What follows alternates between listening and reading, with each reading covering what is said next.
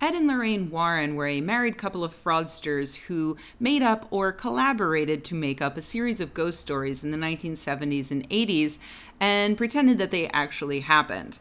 Ed died in 2006, but Lorraine is still kicking it, so don't worry. She claims to be a psychic, and so I assume they're still happily married.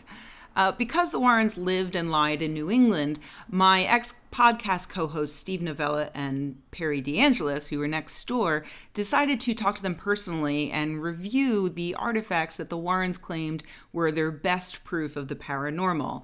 And my friends found it to be, and I quote, blarney. Big shock.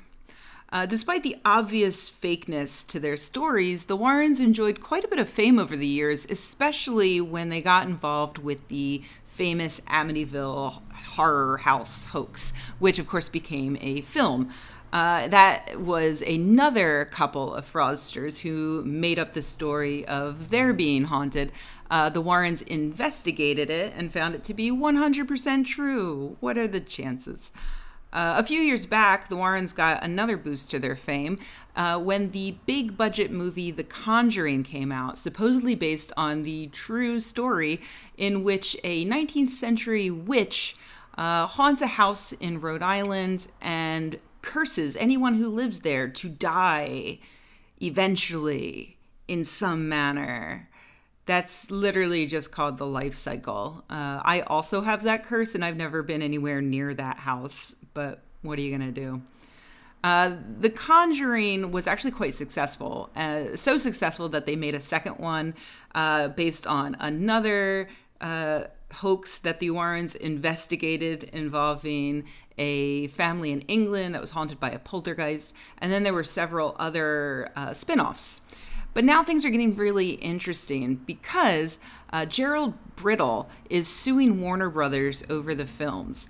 Brittle wrote a book about the Warrens in 1980, and the Warrens at that time signed away to him any rights to any derivative works based on their investigations. The studio's response to the lawsuit is to say that the movies aren't based on the book because they're actually based on true events.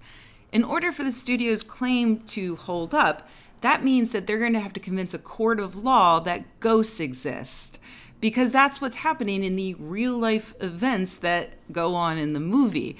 This is basically like the end of Miracle on 34th Street, only instead of a sweet little girl, it's a 90-year-old huckster, and instead of Santa Claus, it's a 19th century witch named Bathsheba.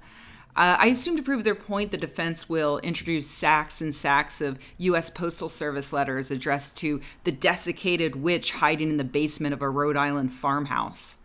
I love this because, believe it or not, courts decide on paranormal cases all the time. For instance, when they ruled in Kitzmiller versus Dover that public schools can't teach that a paranormal force created the universe in 6 days in science class.